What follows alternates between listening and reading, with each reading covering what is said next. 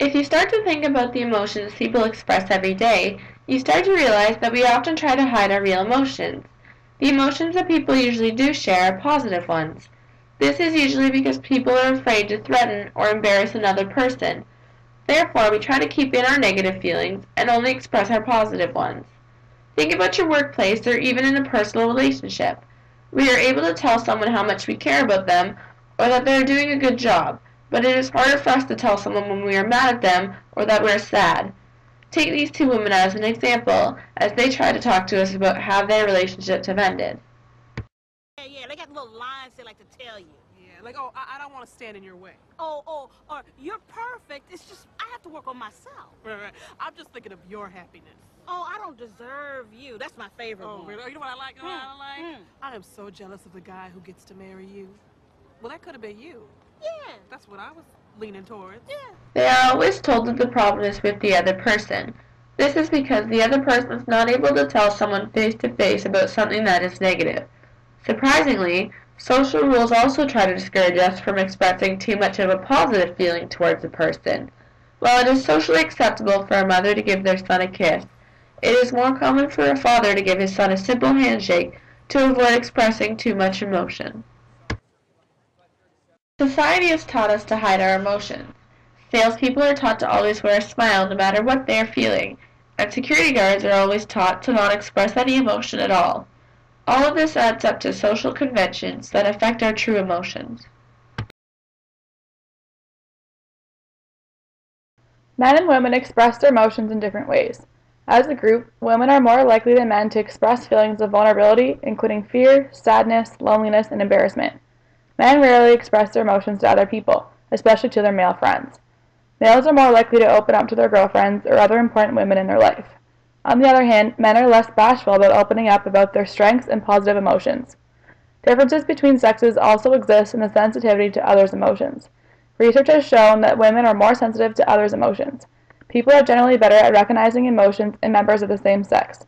Familiarity with another person leads to greater sensitivity. For example, dating and married couples are significantly better at recognizing each other's emotions compared to those of a stranger.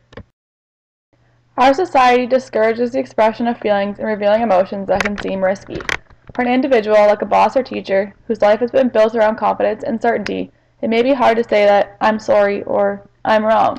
Some risks are that some people might misinterpret an expression of affiliation as a romantic invitation, or a confession of uncertainty may be seen as a sign of weakness. Another risk is that emotional honesty might make other people feel uncomfortable. There is always a chance that emotional honesty could be used against you out of cruelty or thoughtlessness.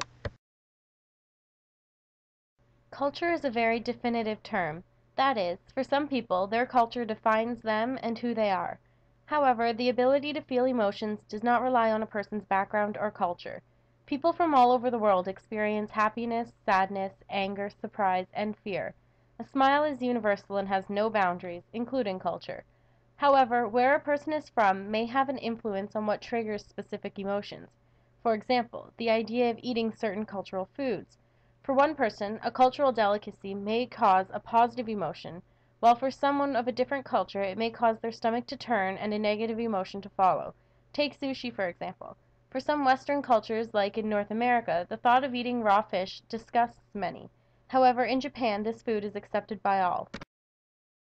Culture also has an effect on the degree to which we express our emotions.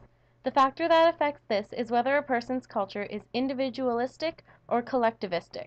A more collectivistic culture will tend to only express their emotions with a select number of people called the in-group, whereas members of an individualistic culture are not held back in expressing their emotions to others and are more comfortable in doing so. For example, a country like Japan is more collectivistic, where in contrast countries like Canada and the United States are more individualistic. Our emotions are also influenced by the feelings of the people around us. I am sure everyone has experienced emotional contagion. For example, you are having a good day and everything's been going your way until you meet up with your friend who is having a terrible day.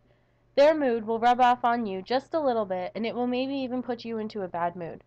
Our emotions are infectious. You can pass along your feelings to the next person. Take laughter, for example. Many people will watch this next clip and laugh because laughter is a highly contagious emotion.